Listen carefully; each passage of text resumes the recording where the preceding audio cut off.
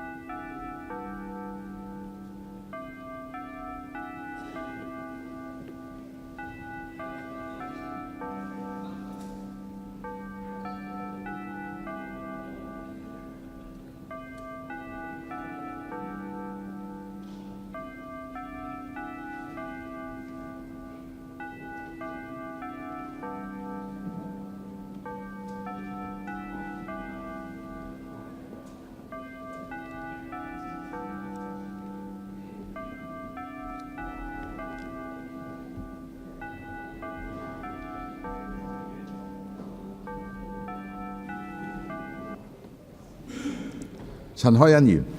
Ms. Rebecca Chan. Thank you. This government advocates a new fiscal philosophy. They would like to make use of better use of reserve and spend where it's needed. We can see a number of new measures in the budget. They tie in with the policy address delivered last October. It involves about $150 billion of newly allocated resources. This is consistent with the new philosophy. But some people say that, when it comes to making use of resources, it's not just about figures. It has to be properly used where it's needed. I agree. When we have a lot of reserve and utilization of resources, it should not stay on relief measures and cash handout. We should do more to address issues that we have and issues that we may have in the future so that we will be prepared for future challenges. I'm not saying that relief measures and cash handouts are not important, but we have to think why members of the public think that relief measures and cash handouts are most important. Apart from these measures, policy bureaus should consider how to make good use of the good level of reserve we have instead of relying on relief measures launched every year to address long-standing structural problems. Using healthcare as an example, there is utilization in the public sector. In the past, when it comes to the two influenza peak, we see overutilization in our A&E department. But recent years, a lot of people working in A&E department said that over the year, it's the peak. It's not just the A&E department. Medicine ward and other services are all overutilized. What they can do is just to increase the number of beds. The entire hospital is like a war hospital. Everyone suffers. Influenza is not a new disease, a new contagious disease. How come that every year during the influenza peak we have overutilization of resources in public hospitals? I think there are two reasons. First, healthcare manpower and the mode of service delivery. On the first part, in the past decade, allocation to HA has been increasing. This year, the FHB has allocated close to $70 billion compared to 10 years ago, that is 2009 and 2010, which was about $30 billion. There has been an increase by 111.1%. What puzzles us is that, healthcare expenditure has been increasing. Pressure on healthcare public sector is getting worse. It is, most serious is brain drain. In a special FC, I've asked questions about what happened in the past 5 years. Say, for example, manpower in the different clusters. I can clearly see that in the past 5 years, regardless of which cluster it is, in relation to nurses, doctors, support staff, and allied health professionals, there has been serious brain drain. For Kowloon West, 2018-19 for doctors, they have recruited 83. In the same year, 72 doctors left. It means that when they have recruited 83 new doctors in that cluster, most of them are just fresh graduates with little experience. They're young. The 72 doctors that have left are mostly doctors with a lot of experience.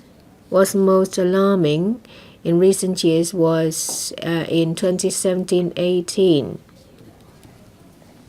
They have recruited 78 new doctors with 77 people leaving the surface. It's just like when you have got a bucket full of water to try to put out the fire. You keep filling it up, but there is a huge hole at the bottom, so nearly all of the water is been drained. So you will never be able to fill that bucket to put out that fire.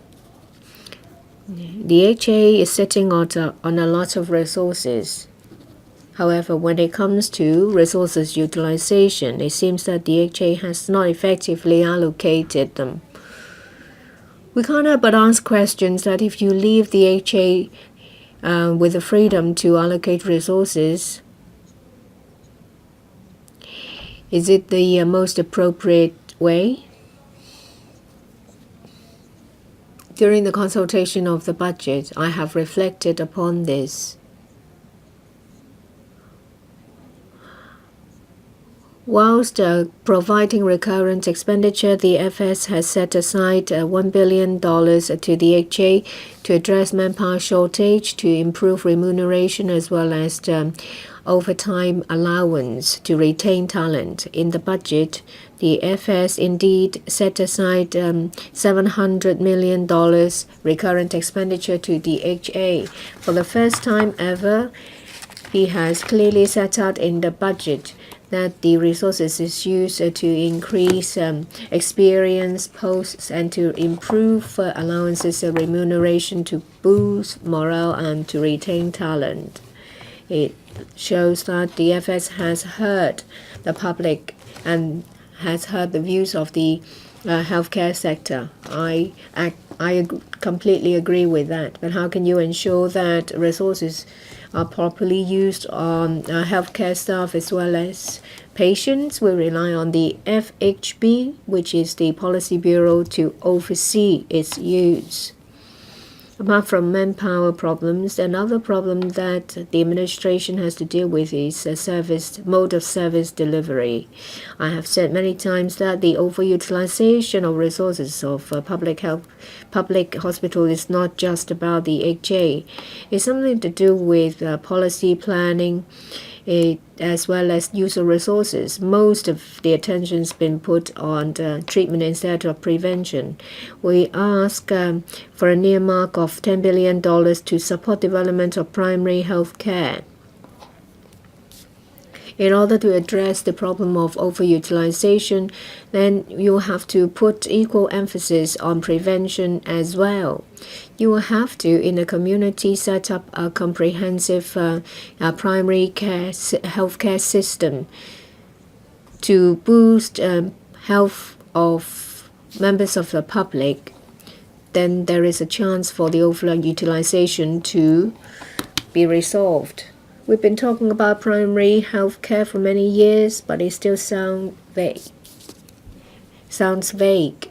Some people say that only the grassroots will enjoy health care. Some people say that primary health care is impractical. Why don't you give more resources to the public, to a public sector? But primary health care is not about grassroots health care. It's as opposed to secondary and tertiary services, i.e., treatment and hospitalization. Primary health care is the first line.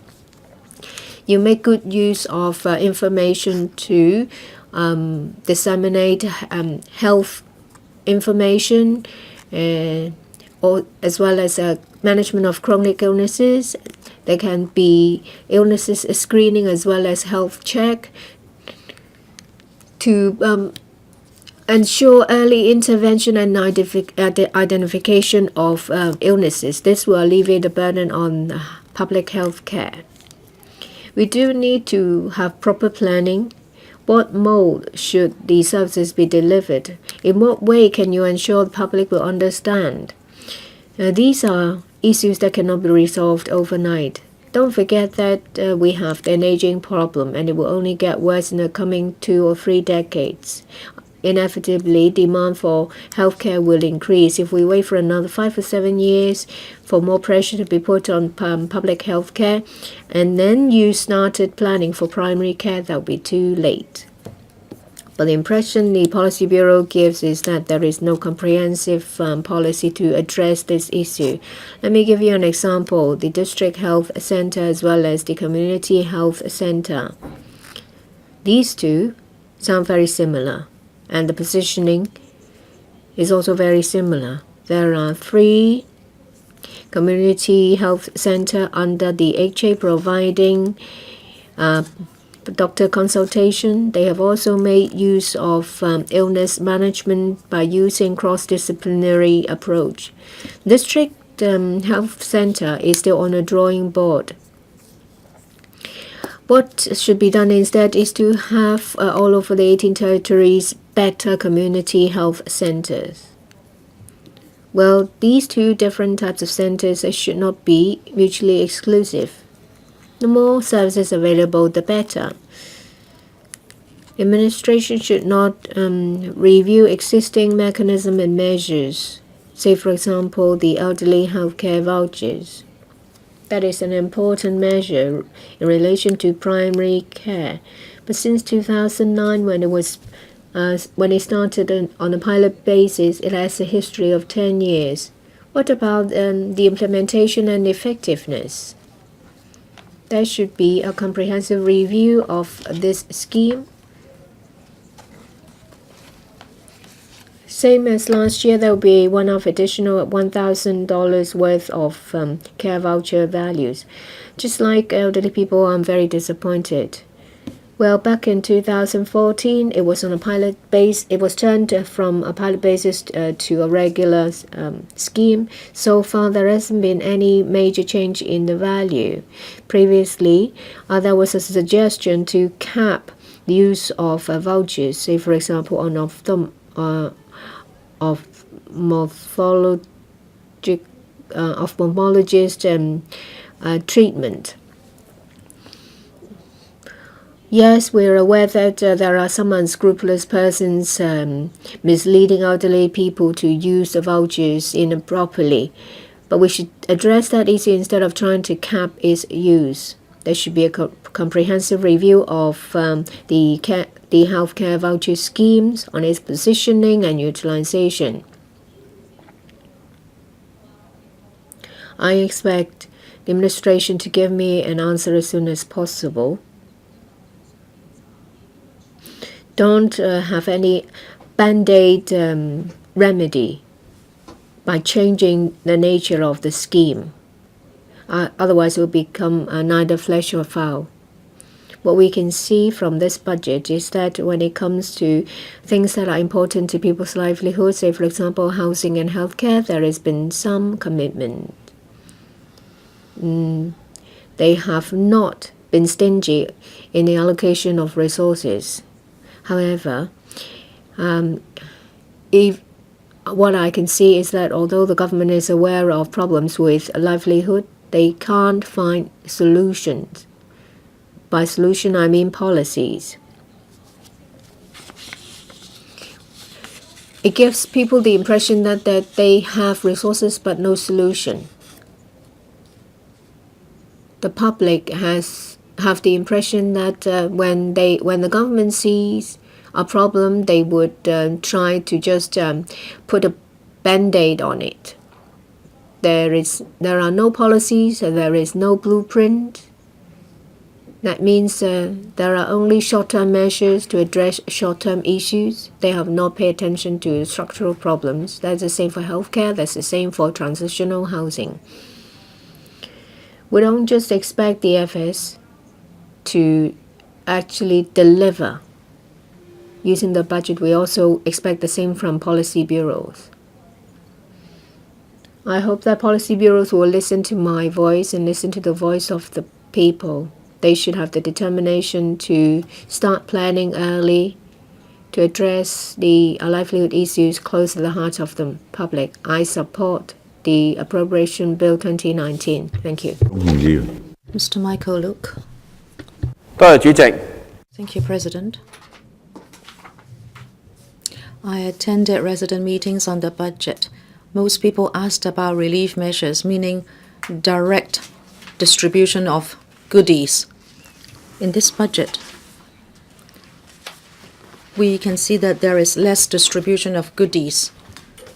Only those grassroots families receiving welfare can have an extra month payment and $2,500 subsidy for poor students.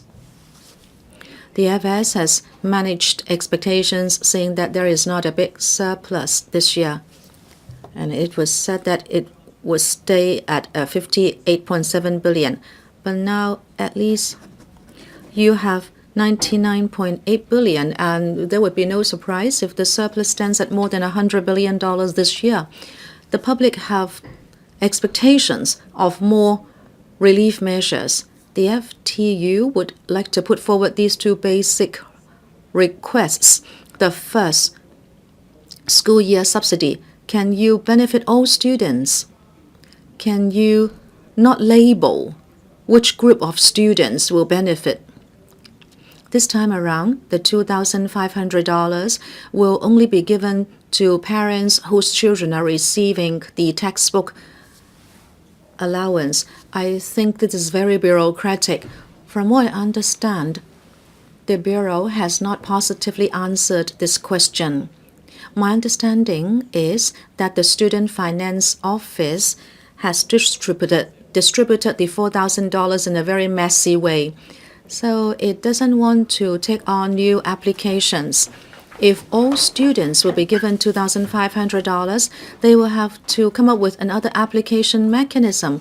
But President, if you shy away from more work and then you deprive needy students of these school year subsidies, this is not fair to parents. I have to declare interest. I have a child in primary school, and many of my friends are not exactly rich people.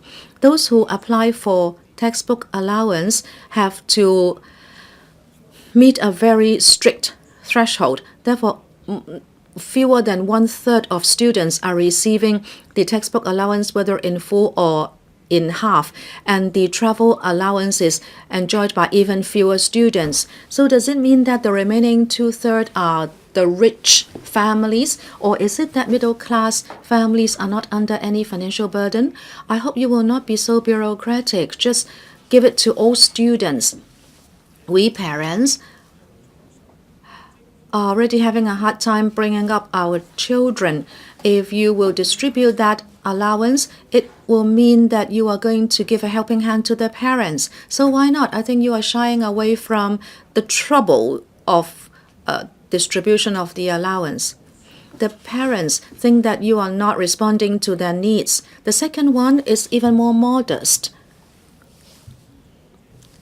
You raise the age threshold for elderly CSSA to 65 years, and everybody scolded you for being miserly. And you came up with the $1,060 employment support supplement. And this year you are going to give another month payment for CSSA recipients. But what about this employment support supplement? You are not giving 100% more, because those who receive CSSA would have one extra month payment, but then those who have this supplement will not have an amount which is double that supplement. You now ask elderly people who are under 65 to just go for adult CSSA instead of elderly CSSA. And the number of this group of people is fewer than 10,000. So why are you so miserly? The elderly people do not enjoy a full extra month's payment because the supplement is not doubled. Next, I'd like to turn to employment for elderly people. You, of course, want elderly people to work for a longer time, but the incentives are not effective. The audit department has criticized the Labor Department for their various employment support schemes. The audit thinks that all these schemes are ineffective. With regard to people who are over 50, the success rate of landing a job for them by LD is only 17%. And last year, those referred by LD only stood at 444 if they were over 60 years old. This is such a small figure. It's a pitiful figure. Is it because you don't have manpower, or have you not done the right thing? I think the LD really has to look into his own work. Last time when the bureau chief responded to an elderly person saying that it was difficult for her to find jobs, the bureau's chief said that at the LD there is the employment program for the elderly and middle-aged. It sounds like something really good, but the participation rate is so low. You think that there would be about 2,600 eligible people every year, but only 565 applications came forward, and I don't know how many of that were approved. In other words, only 20% of the eligible group came forward to apply. Is it because of poor promotion of the scheme, or is it that it's so troublesome that employers would rather forego the supplement? What's the reason? How can you make it easier for people to use the employment program for the elderly and middle-aged? And apart from giving them an allowance, how can you give them more individualized service? Perhaps you need to provide even more personal service for this group of people, taking into account their health conditions. You must have a good policy for helping the elderly land a job. Please do not in a way force the elderly to work. I hope you will reflect on that. Talking about the elderly, well, yes, you have shown some commitment. In the budget, $20 billion would be used to buy 60 properties for setting up 130 odd welfare services. There will be new childcare centers and neighborhood centers for the elderly. But we are most concerned about daycare centers for the elderly, elderly centers, elderly homes, and standalone childcare centers. But these are not included under the $20 billion budget. We think those are more important. Elderly people are waiting for 38 months or more for a government home place. If they queue up for a daycare center place, they have to wait 12 months. And the integrated home care service, they have to wait a few months for that. So whether it be homes or community care services, we have a huge lack of these. Earlier on, the FTU did a survey. We found that 83% of elderly people would like to age in place and receive community services. But that shows that not everybody wants to wait for a home. In Hong Kong, community care is not really provided. In Japan, 5.5% of elderly people receive community care, 2.5% for Australia, but in Hong Kong, only 1%. We therefore hope you can increase services in this regard. Talking about aging in place and community care, there is this new trend, and that is we would apply more technology for helping the elderly live safely and conveniently at home. There will be warnings and systems and also special installations for them to bathe at home. But the elderly technology system can only be applied for by organizations, and even the 200 million lottery fund Wi-Fi service can only be applied again by organizations. Why don't you allow individual elderly persons to apply for these funds so they can install elderly technology measures at home to help them age in place? And then you have $60 billion for refurbishing public toilets, or 600 million, for refurbishing public toilets. It will, of course, be welcomed by users. But what is more important is that we have to be mindful about the difficulties of frontline attendants. There was this picture circulated on the internet that a cleaner had a meal in the toilet. It's so sad. But this shows only the tip of the iceberg vis-a-vis the exploitation of outsourced workers. starting from the 1st of April, you are reforming the contract out system, but this should only be a midway stop. We believe that there is the problem of years of service, public holidays to the tune of 17 days, and also mealtime pay. We believe your two envelope system should be such that it should be 3 to 7. 3 should apply to the tender price and 7 for the technology or technical side. We may have to plow in more money, and you should be a conscientious employer. The contracted out works should best become civil service jobs, but if you still want to contract out the work, you need to review and reform it. You talk about a new fiscal policy and you say we need to spend money where it should be spent, but now we have a lot of money and you dare not spend it. This is because we may not have stable revenue. We rely on land sales and stamp duty. That accounts for 35% of government revenue. Therefore, you dare not increase recurrent expenditure on education, welfare, and housing. To tackle this revenue issue, you must seriously look into a progressive profit tax system. So large enterprises making huge profits should be made to pay more. And then in terms of investment policy, you should be a little more aggressive. Now the investment only takes up 7% of our revenue, but it should occupy a larger part of our budget. And Singapore is a good example. I think you should give this more consideration so we have a more comprehensive revenue generating system. I hope the entire system should attend to the needs of the public. Please do not be bureaucratic and stingy.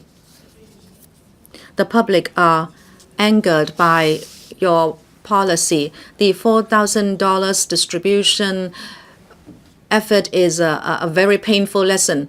Now, it's not that I want to settle old scores, but why did we have the $4,000 distribution? It is because in terms of public finances management, you do not operate by the concept of sharing.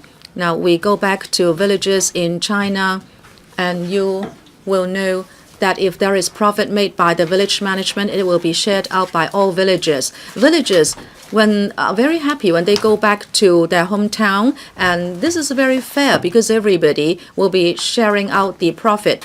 You should think more deeply into this. Not only those who pay rates and pay tax are contributing to society. People may be paying very little tax and they may not be able to support property buying, but then these people are the most exploited. However, the labor is providing so much support for our community. These people have the Lion Rock spirit, and you should set up a standing rebate system so they can share in the fruits of our prosperity. When they see that there is a reserve of $1 trillion or $100 billion surplus, they should be happy to see this instead of just feeling angry about the surpluses. The FS has a headache trying to use a part of the reserves every year. I think you should think deep into this. This time around, people have filled in the information for the $4,000. Should it just be for this time? Should you spend hundreds of millions of dollars every time in order to collect the information for a small handout? And every time you are giving rise to social conflicts. I think it's such a failure on your part. Since you have a new fiscal philosophy, you should be spending money where it should be spent, and you should rethink the entire fiscal philosophy. Thank you. 主席啊，信眾要求。 Mr. Wilson or President, on behalf of the public, there are two questions I'd like to put to the FS. However, he's not here. First, the $4,000, which was promised last year, how soon is it going to be made available? Second, the FS got the sum wrong. We have the surplus of $40 billion. Why don't we get any cash handout? These are the two questions that I got asked to put to the Financial Secretary. Sharing caring scheme was the decision last year. Today, I still receive a lot of inquiries from the members of the public as to why the money is not yet available. And some said that they haven't received any confirmation, any acknowledgement from the Working Family Allowance Office. We understand that the sheer number makes it difficult. I hope, however, that the FS would learn a lesson. Why is it that they're so clumsy? Every time they distribute the money, they're costing billions and billions of administrative costs. In 2011, when $6,000 were distributed, it was the same thing. We're not trying to capitalize on the situation. We hope that the government would have a standing mechanism whereby whenever there is large surplus, we should make available cash handout. And if you awash with surplus, then just by a click of a button, you will be able to dish out the cash. Some people said that if you don't learn from history, you're going to be suffering from the consequences. Now, the budget doesn't talk much about the housing issue. This is a priority issue. I think they should be covered in the policy address. The role of the budget is to make provision for that. Now, the housing reserve is a case in point. From 2014 to now, the reserve is standing. The reserve is standing at $82 billion. It shows the government's determination, in particular in the area of public housing. But what leaves us scratching our head is that the government is rewriting this into the coffers. Now they are putting the housing reserve from the right pocket to the left pocket. Are they trying to hide the upcoming deficit? We don't have an answer there. I'm not going to speculate. The reserves, housing reserves, are snowballing, and this is not a good thing because it shows that the public housing production has not been increasing, and that's why we have more money than we know what to do with, and the reserves are snowballing larger and larger. The PRH waiting list is getting ever longer. Now, with this $82.4 billion is sitting there, I'm wondering why the FS is doing this. There are so many things that can be invested into. I hope that the FS would ponder over these. In the short term, as far as I am concerned, I think we should have the pledge of the CE delivered. There should be a private site that should be converted into public housing. This may reduce the government revenue. In the long-term housing strategy, the target will be the split will be shifted to from 60-40 to 70-30. There is an increase of 45,000 units in terms of production, but we haven't seen any increase in land availability. And there is a shortfall of 67,000 units. Honestly, the public would very much like to see the availability of land and the availability of cash.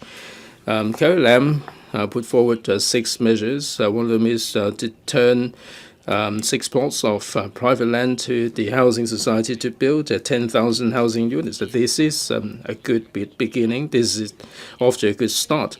But to make up for the 67,000 shortfall, the government should redouble their efforts. The FS cannot shirk the responsibility. He is heading the steering committee on land supply. I don't think he has he can shirk the responsibility. At least he should tell us how he can make up for the shortfall within this year and how we can narrow the gap. The lack of supply affects the grassroots people a lot. The rental is rising exorbitantly. People who are going to get on the housing ladder would be suffering. The DAB said that there should be a tax concession for market rental, and that would give them a shot in the arms. The FS heard this proposition. He did hint that on radio that they would be considering this proactively, but the Inland Revenue Department's computer system has to be adjusted and it cannot be implemented straight away. The rentees are really full of expectation. Unfortunately, the budget delivered in March, it is silent on this. The FS went back on his words. He linked this up with the rental assistance. He said this will benefit the high-income people. The grassroots would be facing even greater pressure, and he's doubting whether this is reasonable or not. And I think the logic is very clear, and he can't see any pressure on the middle class, and he's not helping the grassroots people. The DAB has been advocating rental assistance together with the rent control. This is to prevent the landlords hiking the rents and pocketing all the rental assistance. The government is steadfastly against this, and they are playing up all the loopholes with regard to the rental assistance. I think he is using the rental assistance as an excuse to not implement this measure. He has given the approval for the LWB to procure private premises for welfare facilities. I think this is a step in the right direction. He spotted the problem, but I hope that he would cast his sight wider. Perhaps some resources can be made available to the THB to repurchase the divested properties from Link. Link is a massive mountain which we don't know what to do with it. If we do not do anything about the issue, then the grassroots people would find it hard to tackle. Perhaps you can make available some resources to the THB to repurchase some of the properties divested from Link. President, I'd like to talk about the healthcare voucher scheme. That there are people buying preserved seafood and glasses with the vouchers. Now, I have the posters here showing that supermarket vouchers and concessionary transport would be provided for those who make spectacles with them. Now, the vouchers are not sufficient when people are taken ill, and at the end of the day, they would spend the money on the spectacles and the dry seafood. The government ought to tackle this problem. The government ought to tackle the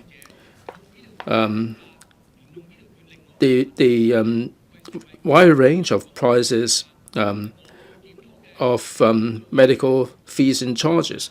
The Secretary said that she will be doing something about it. We don't really want any tinkering around the edges.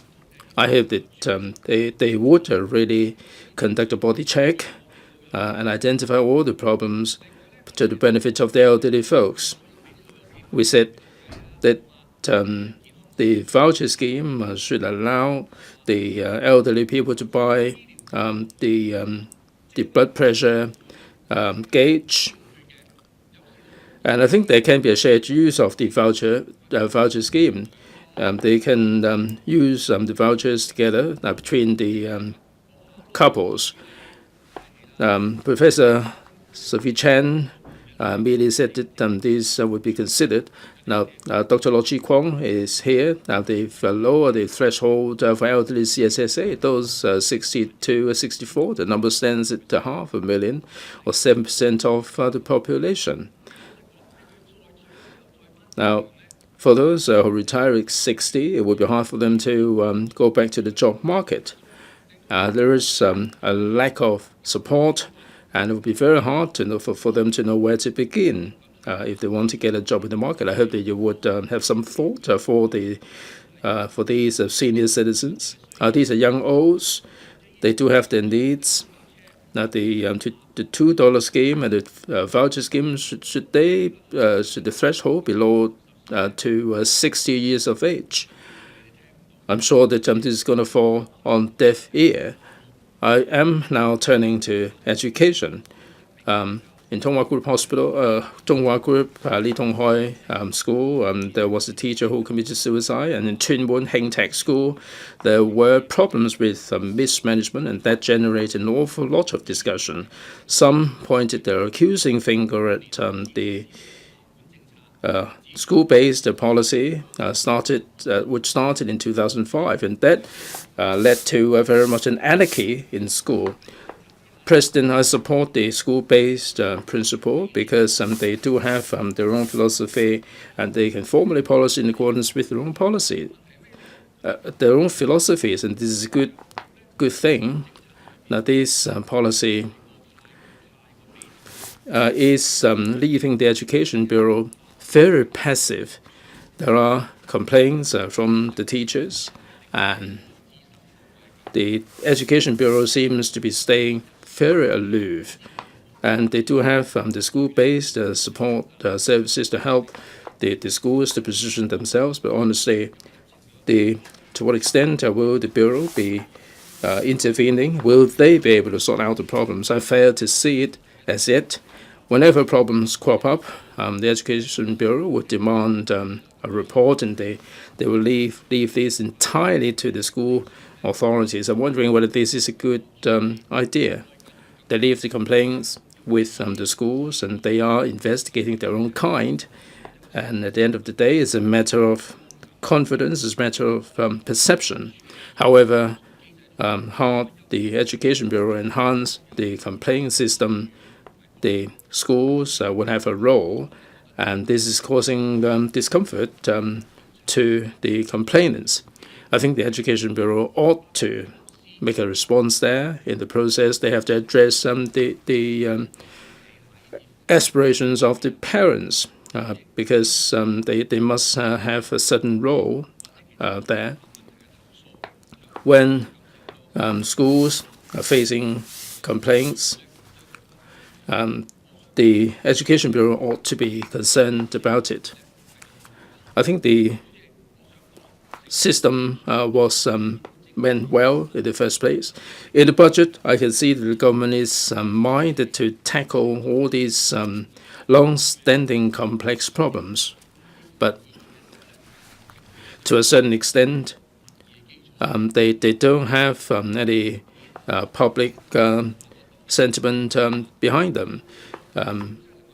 Paul Chen appeared in some of the APIs, and it was really lovely.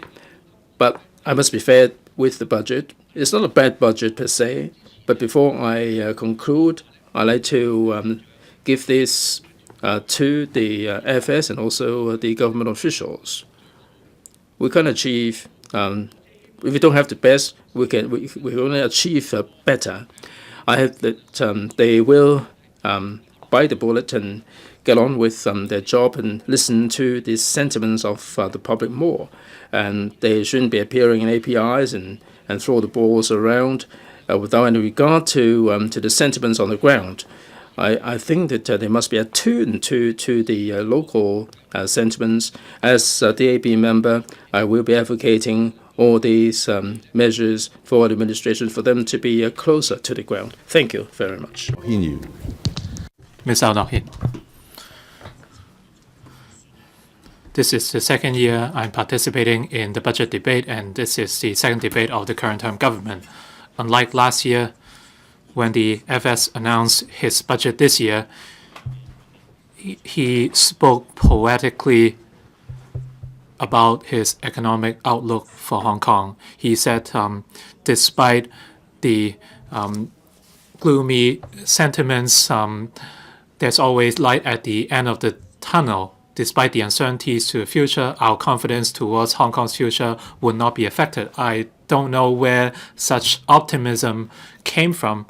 So perhaps the light he was expecting is from the north, and I feel even more pessimistic. In his budget, the FS analyzed the political and economic developments globally and the changes in global trade, etc.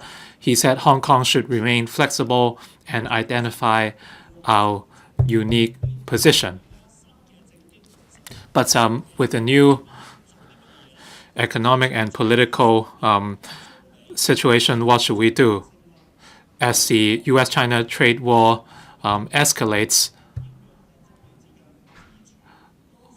how can Hong Kong find its own position? It has become an area of interest for other countries.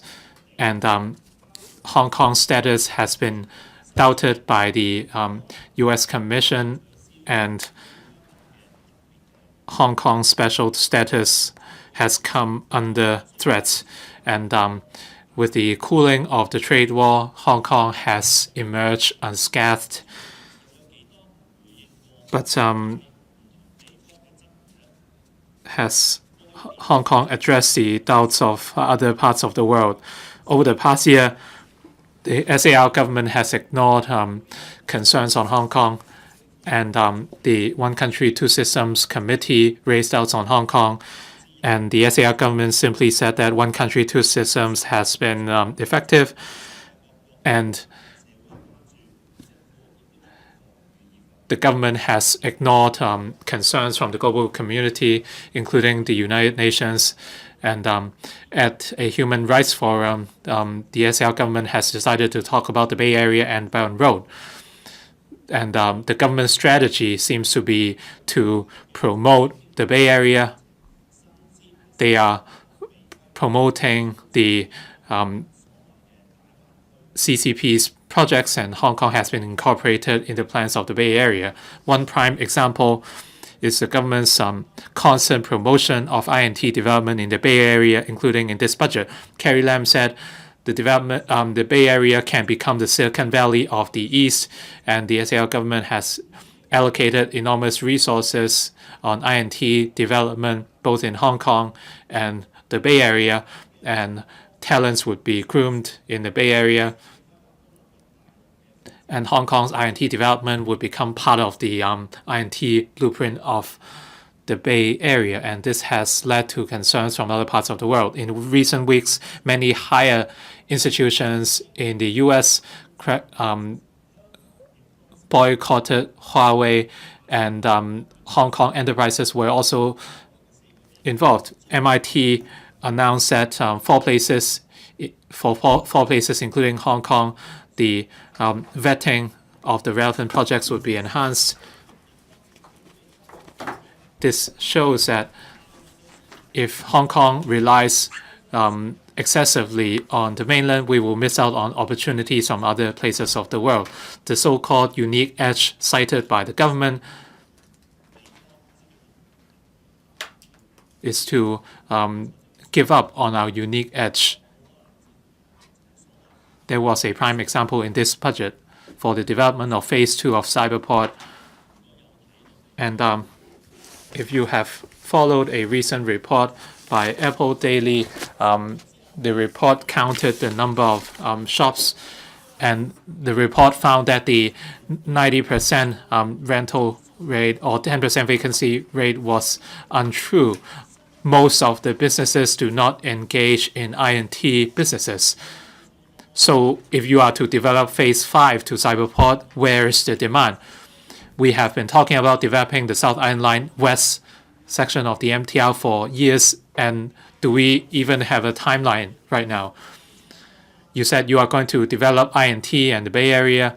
Well, you talked about developing Cyberport. Well, but you must not forget about the supplementary measures. And you are using the budgets for celebrating the Hanover and National Day to promote e-sport, but they proved to be unpopular. But the reason is that Cyberport is inaccessible. That proves to be its downfall. And according to a lot of media reports, the shops or the stores were left vacant, and now the government is trying to further develop Cyberport, and the government has not learned their lesson.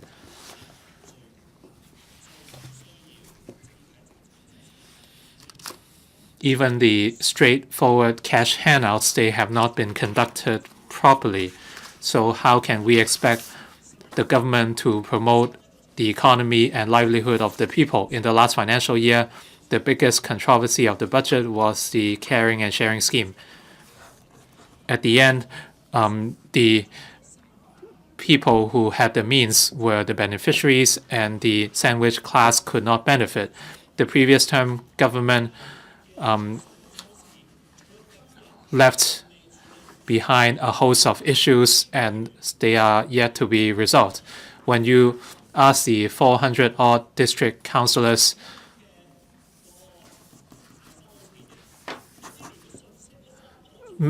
many of them did not even hear about the $4,000 handouts, and I still receive inquiries every day. This is a very sad situation because the people have no expectations towards the government. They don't think they can benefit from your long-term plans in areas like education and healthcare. Well, so all they are asking for is cash, but even that you are not able to conduct the exercise properly. So there's a lack of confidence towards the policy making.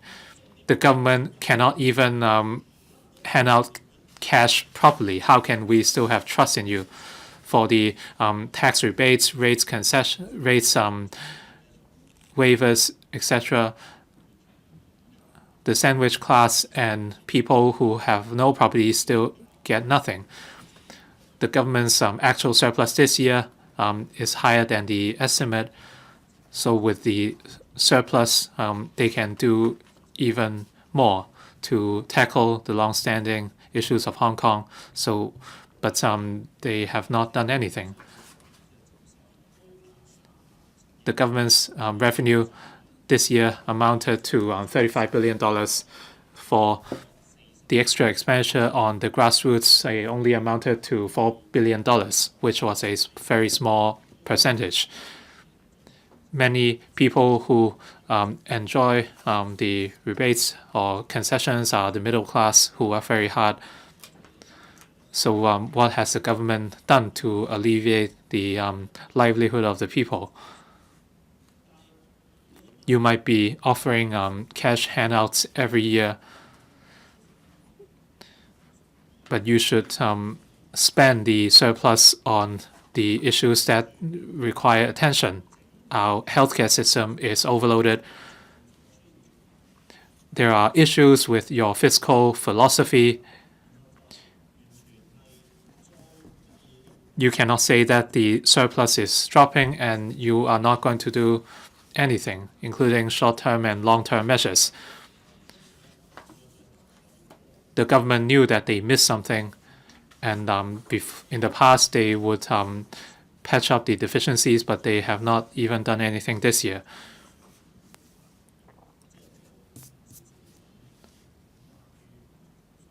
I'd like to offer some overall observations on the budget.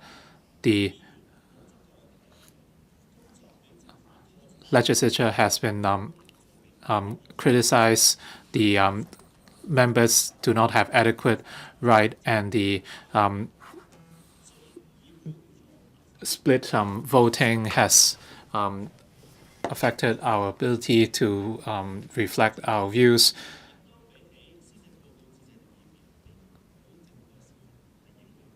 and the budget debate is more important and significant than the motion of thanks. For the so-called checks and balances, they do not just refer to the balance between the legislature and executive. It's also about the balance of powers.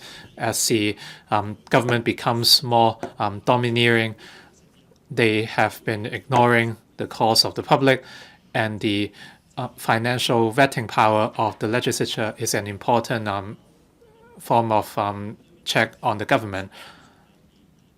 For dissent from legislators in the past, we had the opportunity to propose reforms, and the probation camp always accused us of filibustering.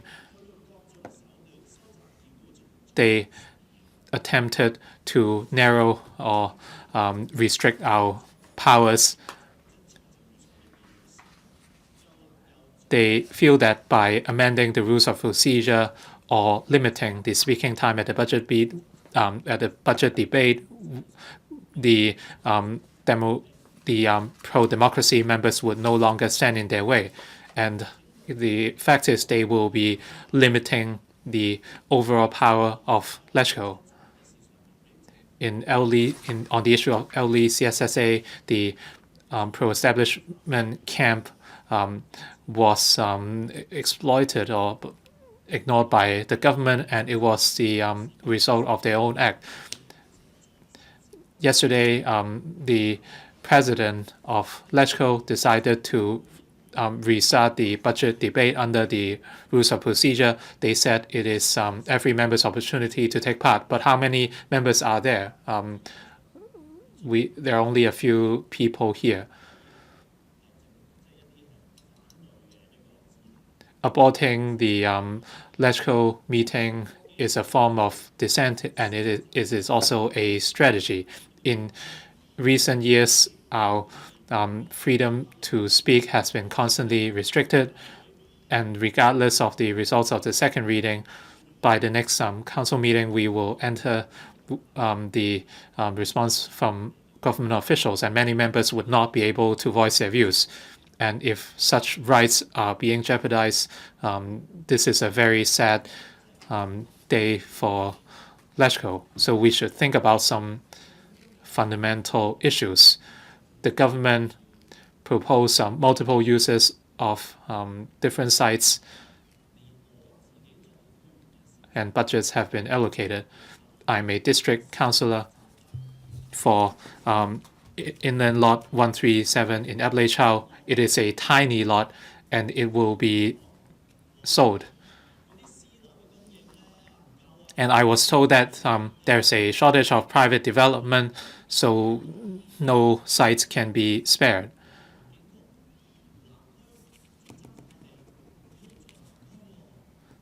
I said the Environment Bureau needs a site in the Sun District for a community green station, but yet the government refused to listen. I simply offered a proposal based on the government's policy.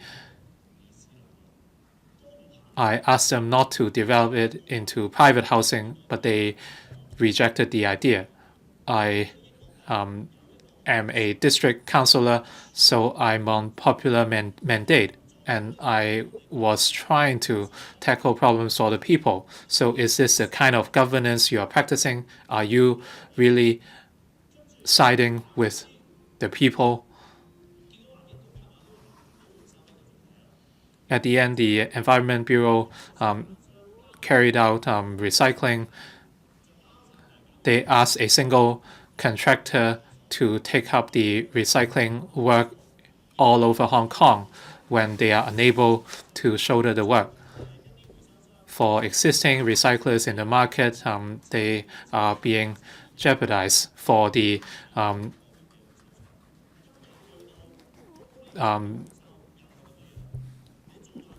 restricted or the WEE equipment, it has not been conducted properly. I have discussed all these issues with the government, but we do not see how the government is trying to listen to the people. So I think the pro-democracy camp must examine the budget carefully. What Ms. Al-Nohin said was somewhat inaccurate, so I'd like to issue a reminder. The first, second, and third meetings for the Appropriation Bill, the dates were established at the beginning of the legislative year, and for the second meeting, members are able to speak, and there is enough time yesterday and tomorrow for all members to speak, and members should make the best use of their time. Based on past convention, at the next meeting, only government officials are allowed to speak, and we will proceed to the committee stage. So, so freedom has not been restricted. If members do not make good use of their time, the council meetings cannot be conducted as normal. Yesterday and today, members requested multiple quorum calls. I hope members can make the best use of their time. We will adjourn at about 8 p.m. tonight. I hope members would make the best use of their time in examining items on the agenda. Ms. Al-Nohin, can I clarify my stance? No, I did not require you to clarify your issue. I did not misunderstand your view, Dr. Chang Chung Tai. Dr. Chang Chung Tai.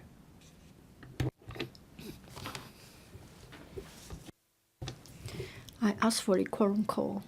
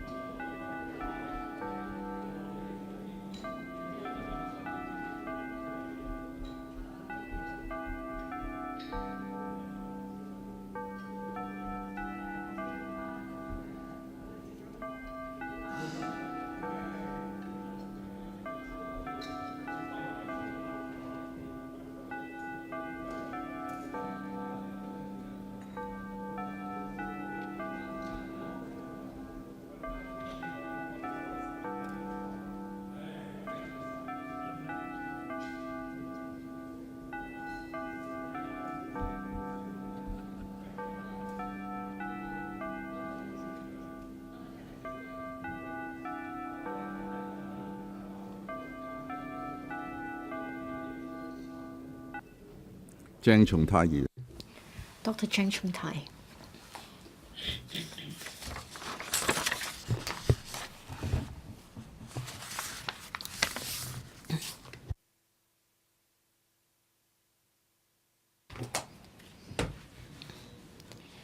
Members, order please. Dr. Cheng Chung Tai.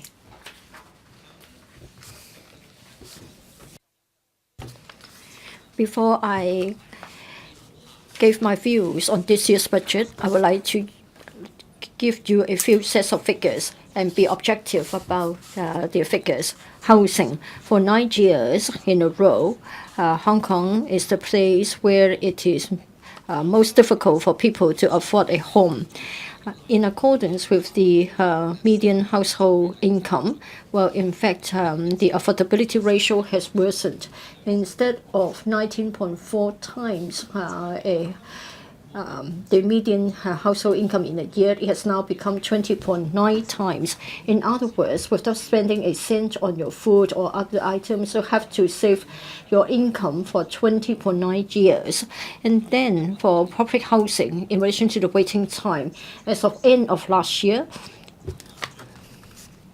we have got 150,000 applications. For non-singleton elderly cases, we have got 70,000 cases. In other words, we have got over 200,000 cases on the waiting list. Well, let me give you a more specific figure. On average, you have to wait for 5.5 years before you get your turn. And then for the elderly, waiting time remains at 2.9 years. So everybody is clear about the housing crisis. And then for health, well, for the public health sector, the hospital bed occupancy rate has always been 110%, in the worst case 140%. And then for outpatient specialty clinics, take orthopedic clinics as an example. In NT East, you have to wait for an outrageously long period of 150 weeks. And then for gynecology, you have to wait for 113 weeks before you see your specialist. Obviously, medical and health have become a hot topic. Now, I have covered housing and health, and then I turn to education. Now, the number of suicides, again, it is a fact. According to the Hong Kong Youth Prevention of Suicide Center, for the years 2012 to 2016, for those who are whole day school students in the age bracket of 15 to 24, for every 100,000, the rate was 8.1. Now it has gone up. And in the year 2018-2019, there were 23 suicides, and the youngest was only 10 years old. And then I talk about tertiary students. Again, the rate is alarming. And I think we found it totally unacceptable. For graduates, in year 2017, the starting salary was 14,300. That's the median figure. When compared with 1999, $1,000 short. So what are we talking about? We're talking about the income of a fresh graduate. Everybody is fighting to have a place in the university or associate degree. Now you earn $1,000 less when compared with year 1999. Let's not talk about other expenditure. The fact is, if you take a degree course, you become poorer as a result. And then For working hours, now for foreign domestic helpers, they have a different number, and then for the rest of us, 44 hours, so 4 hours more in the second quarter. 15.5% of them even had to work for more than 60 hours a week. And then for the median monthly income, it was a mere $18,000. So 10 years down the road, and you set if you disregard inflation, when we compare our case with that in 10 years, in a 10 years horizon, we didn't have a growth of 10% or more. It's less than 10%. And then for the EIU, we were given the figures about the cost of living. Among 133 cities, we are on a par with Paris and Singapore. So we were crowned the most expensive city. But at the same time, in the year 2017, the number of poor in our community, there were as many as 1.37 million. The poverty rate was as much as 20.1%. In other words, the number of people who are poor peaked in that year. 1 out of 5 Hong Kong citizens are poor. So finally, I turn to the case of the elderly. Again, it is a sad story. In particular, when we look at the number of subsidized places for the elderly. For the year 2017-2018, 6,611 elderly persons died without getting to their turn. When compared with the figures in 2016-2017, an increase of 10%, because it was 6,027, a peak in 10 years' time. In other words, when we compare those 2 years, we have got 10% more elderly people passing away without getting to their turn. In the same year, 37,911, 2,000 more who have to wait for 3 years on average before they get a place. Next, I would like to talk about the case of elderly poverty. Even with policy intervention, the poverty rate is as high as 30.5%. In other words, when I talked about 1 out of 5 citizens being poor, elderly poverty rate is even worse. In other words, for every person in 3, the elderly poverty rate is the elderly is poor. Now, for the budget this year, the most outstanding point is that the FS would like to target at the grassroots. By that I mean they picked their grassroots and nothing will be done for them. $4,000 in the caring and sharing scheme would no longer be repeated this year, because $11 billion to be handed out, and yet you have to spend $300 million by way of administrative costs. Now, the administration doesn't want to be criticized again for the hefty administrative costs. So the government would only turn to the CSSA accounts, the public transport fare subsidy scheme, or the working family income scheme.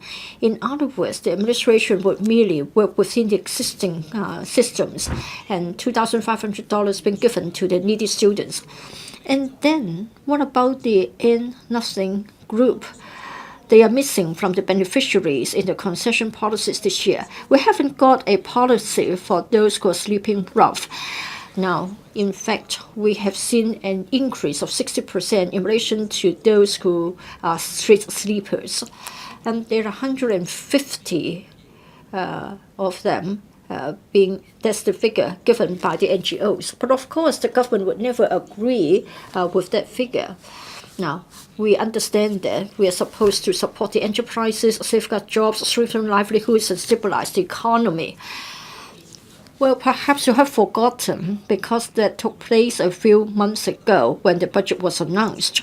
I gave you the figures, and In fact, 3 months ago, stock prices tumbled 30%, and then property prices fell by 20%.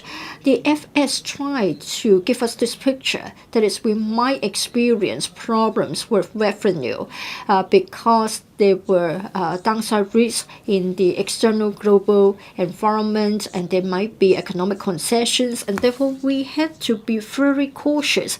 That's why his slogans for the budget were support enterprises, safeguard jobs, strengthen livelihoods, and stabilize the economy. But don't forget the fact that for the year 2018-19, we still have a surplus of $58.7 billion. The government, of course, would not agree with me. The government would say that the government is still spending money. But it is an obvious case that it is lopsided towards the business sector. $5.5 billion for the development of Cyberport 5. But then it has been exposed by the media. That is, we have got a very high vacancy rate at that shopping arcade. $2 billion for reindustrialization. More or less the same amount of money for transitional housing. Would that be the answer to transitional housing and housing crisis? And then $16 billion for university development. Now, they are going to get an expansion scheme for the campus. But what for? Of course, the government would say that that's to increase the healthcare manpower. $6 billion for harbourfront, $600 million for refurbishing the public toilets. I would say that this is not necessary. No one would dare to say this. Not that I don't agree that we need to refurbish the public toilets, but then in the light of what I have told you at the outset of my speech, we are in deep troubles. We need to address a lot more problems. I think we should have handed out the $600 million rather than refurbishing the public toilets, and $6 billion to enhance the harbourfront. Well, we only had to spend $11 billion to give out cash. So I cannot be convinced that $6 billion should be spent on the harbourfront. Would it have any impact on our economic growth? The government said that would boost the GDP growth. But I don't think so. I think only the construction industry, only the large conglomerates will stand to gain from an enhanced harbourfront. And then $22 billion. I understand that that's for government projects under the unprecedented single-site multiple users approach. Tongcheng will be the first project. Now, it is said that we should squeeze in ever more users within the same government building. Now, we're supposed to have a public market near to Tongcheng MTR station. It's met with a lot of objection. Why would you want to have a public market next to an MTR shopping mall? Again, I would expect some property development or commercial projects within the same site. So you can see that there are policies or projects that would have a favorable impact on the business sector, measuring $40–50 billion. For livelihood, government would tell us to note 2 points. First of all, $20 billion to buy 60 premises for 120, 130 programs or venues. I won't say that it is a matter of collusion or favoring the business sector. It's a huge sum of money. Why don't you buy the unpopular shopping malls under Link? I think you only need, say, $18 billion. That's a more favorable option. You talk about this item as benefiting or strengthening livelihood, but in fact it's more for the sake of the business sector. Now, I understand that you're going to set aside money, $10 billion for the hospital authority. Probably that's the most remarkable point in the budget. Well, it seems that you have forgotten this point. In the past, John Zhang was our FS, and then he set aside money for the purpose of setting up a housing reserve. Now, $80 billion will be brought back into the general revenue. So when the government is flush with a lot of money, then the government will try to shift the money to a particular account. So it is a case of cooking jar in the jargons of the accountants. So it's a case of black magic. You faked that you have been doing something meaningful. Now you are trying to bring back the money into the general revenue. Well, in fact, John Zhang said that for that amount of money is supposed to be spent on home ownership scheme only. So I would say that we should separate the HOS flats from the public rental units. Now, $10 billion will be spent on setting up a stabilization fund. Yes, $5 billion will be spent on equipment. But then I don't think it's going to address the problem, because for drugs, it is a mere $5 billion.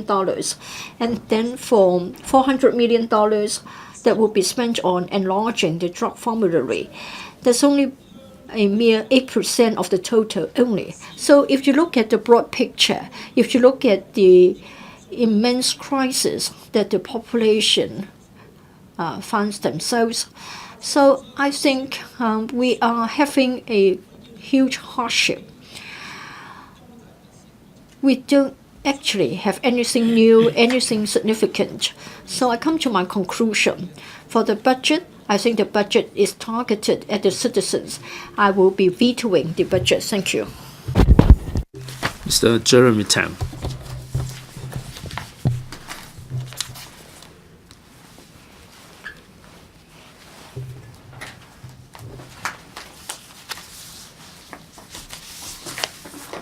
President.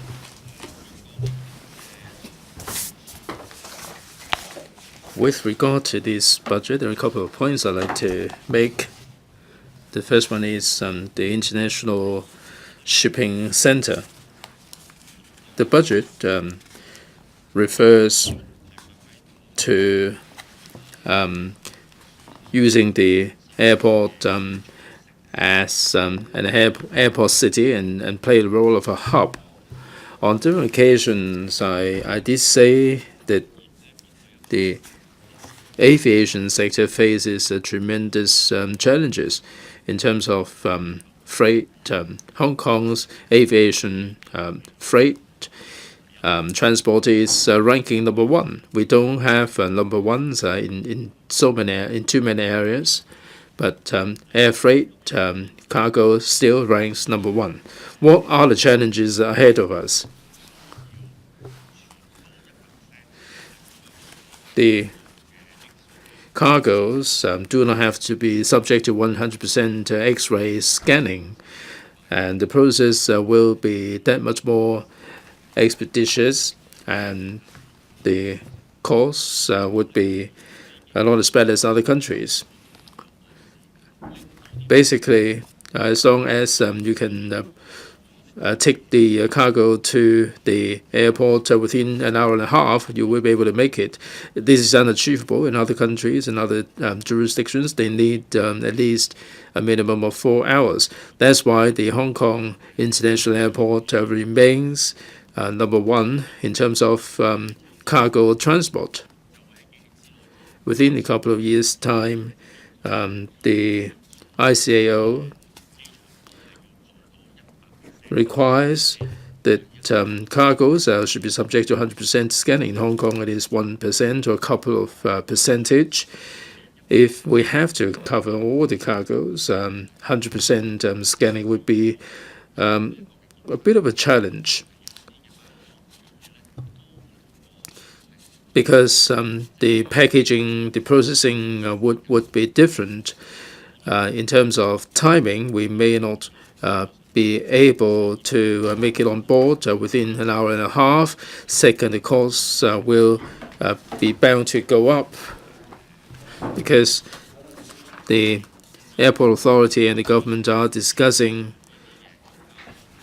how the packaging can be done in a way to make sure that it has cleared a security check, and that would involve additional extra packaging. So in terms of timing, in terms of costing, this will compromise our competitive edge, and this is something that we cannot lose sight of.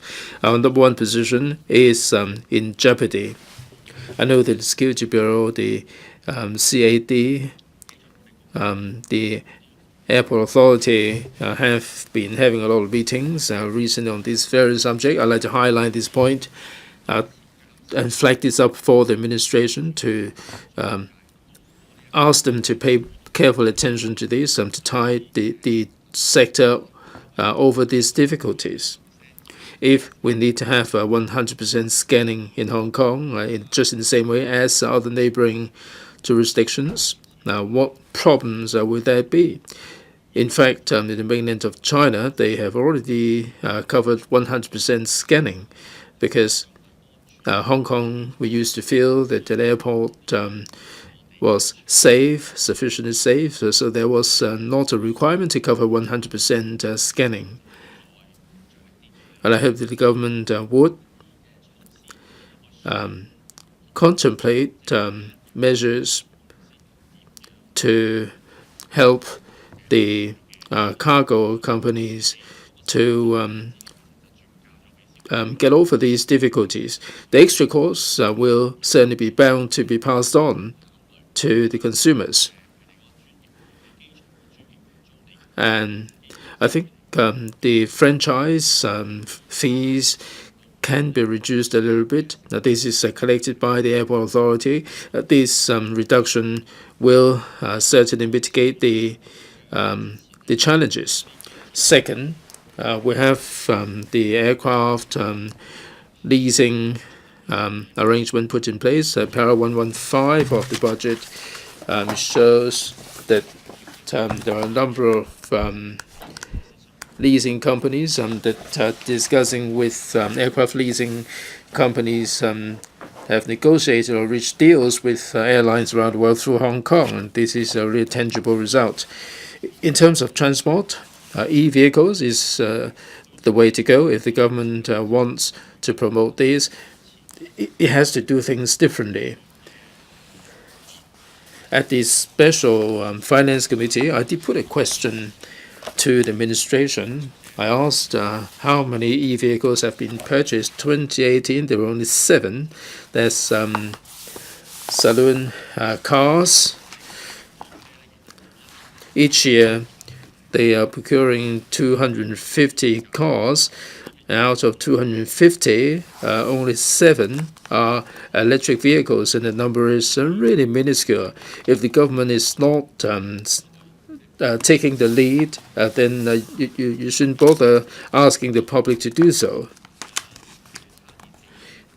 Because there may be problems with the charging points, there may be problems with this and that and the others. And the government's e-vehicle fleet can be charged anywhere within the government compound. In the CGO, you do have a lot of charging points. If you still use these excuses for not procuring the e-vehicles, how can you convince the members of the public to go e-vehicle? And you don't have to pay tax in any case, and the government doesn't have to be burdened with taxation. And why are you not using more e-vehicles?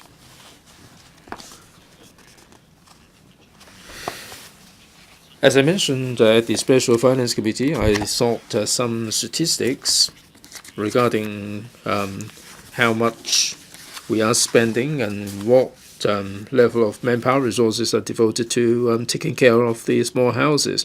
The number is really horrific. It is 100 people, a complement of 100 people, and each year the target number is 2,300. Each application will cost $20,000 of taxpayers' money to process a small house application. It has been made clear by the court judgment that the small houses should not be situated at government land. The government said that there may be some measures, and they are awaiting an appeal. The Civic Party has always been against allowing the indigenous people to build small houses on government land.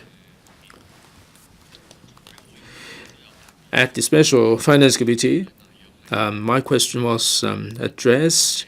About 10% or so of the small house application was done through land exchange, and in fact, they're building on government land. I think the government should scale back the expenditure in this area.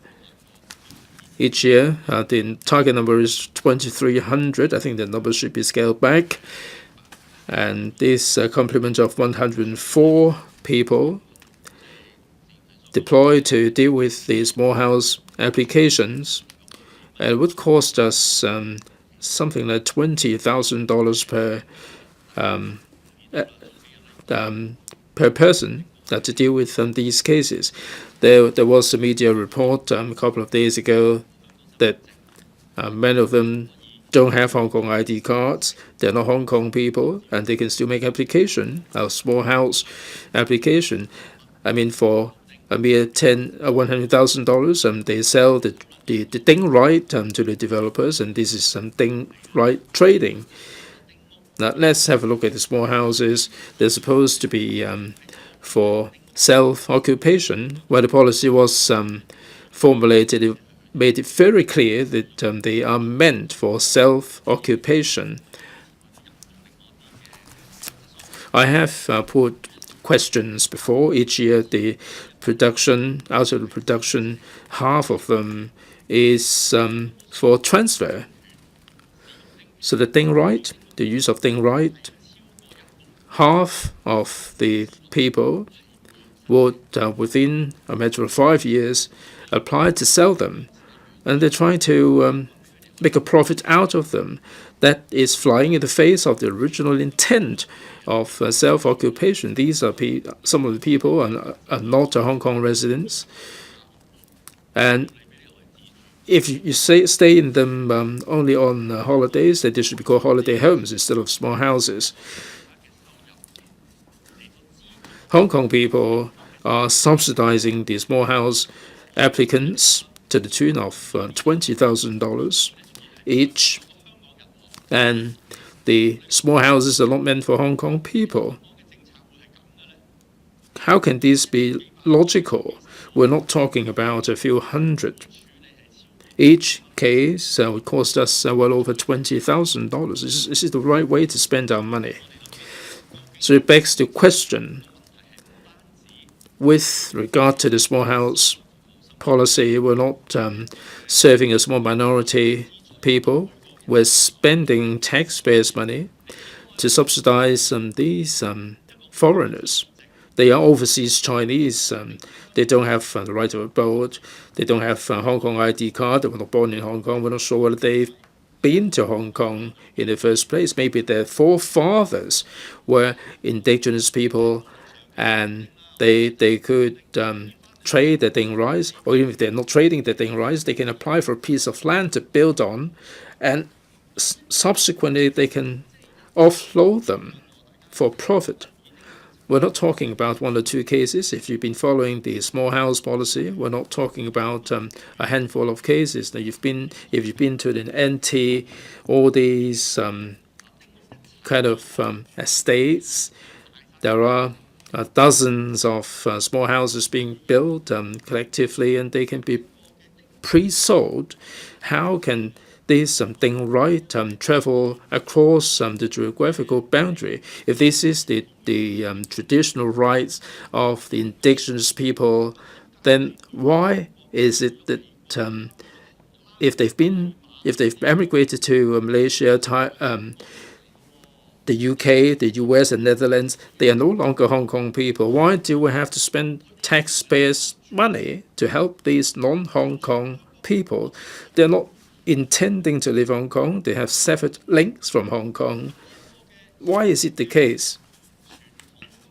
These so-called traditional rights, should they be in perpetuity?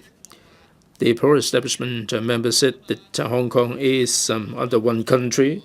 If this is under one single country, my forefathers are Chinese. Why don't I have these particular rights myself? You may say that this was granted to them by the colonial UK government. Now, this is showing that they're Anglophiles. These benefits are granted to you by the UK. You shouldn't take them in the first place. I think they are very much attached to their Ding rights. I'm not sure whether you've noticed that. I did watch a documentary. I'm not sure whether it was a Common Sense or not. It portrays the anti-indigenous people. Before 1997, they celebrated Double Tenth. They flew the nationalist flags. After 1997, they changed all the flags to become the five-star flag. Now, it may be impossible because our president is a UK citizen himself. They have their blood ties to Hong Kong. Their forefathers were indigenous people, and they should do it in perpetuity. By the same logic, we're all Chinese by descent. Our forefathers used to be Chinese as well. Now, if I was not born in Hong Kong, I was born outside Hong Kong, my parents were born outside Hong Kong, can they be entitled to the welfare in Hong Kong? The answer is a resounding no. Why is it that with regard to small house policy, because of the blood ties, and they can inherit these Ding rights in perpetuity? I'm going to move CSA to slash the expenditure in this regard. Thank you. Mr. Poon Siu Ping. Madam Deputy,